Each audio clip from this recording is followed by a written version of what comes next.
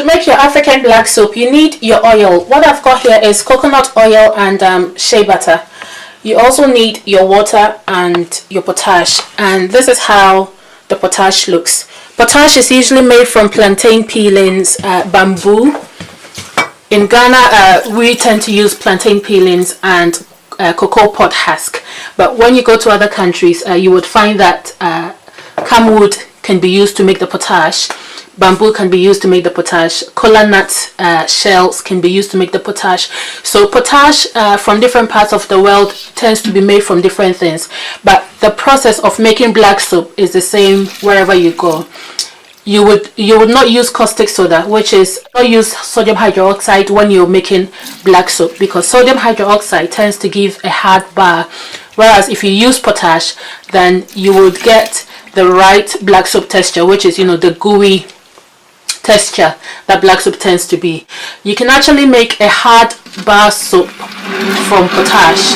When I say hard bar soap, I mean a cake soap.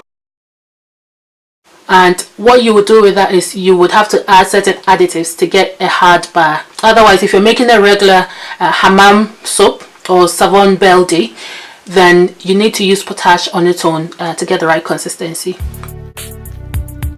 So coming back to the soap that I'm making, I'm going to talk you through what is happening here. After a while cooking your black soap, what tends to happen is that you get a lot of foaming. When you have foaming, what I tend to do is I always keep a bowl on the side. I've got a saucepan sitting in a bowl of cold water here.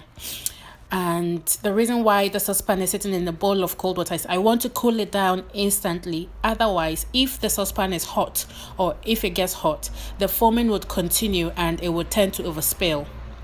As your water dehydrates from what you're cooking and your soap mass reduces in your cooking pot, you can actually bring back what you put on the side into your saucepan, and you can do this gradually so that you don't get a volcano effect where everything overspills on the side of your saucepan. I've had several instances where this happened to me, so be wary of this. So you cook your soap all the way through until all the water has evaporated. Sometimes I stop my cooking when I get to this stage where it's still liquid. As you can see, it's fluid, but it's thoroughly cooked. The soap is saponified at this point. That's why it's dark and it gets much thicker.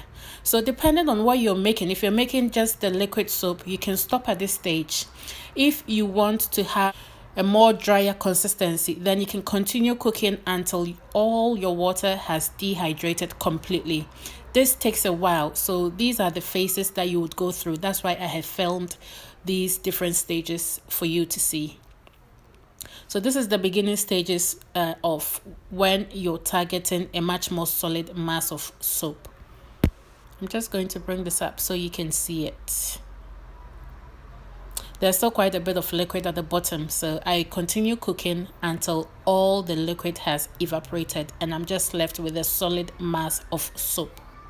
So at this point, your soap is thoroughly cooked. However, it's entirely up to you the stage where you're going to stop your cooking. If you want your soap to have a caramel look, then you can stop at this point, because the more water you add and the further you cook your soap, the darker it's going to get. Different people have different preference when it comes to how their black soap looks. If you live in a sunny climate, if you're in Africa or the Caribbean or somewhere where you have tropical weather, what you can do when your soap gets to this stage is you can actually also dry the soap in the sun. When you dry your ABS in the sun, what tends to happen is it tends to lighten the color of the soap, so it gets much lighter. So there are two ways of aiming for a darker soap. When your soap gets to this stage and it has that Vaseline look, it has saponified, so you can stop cooking it.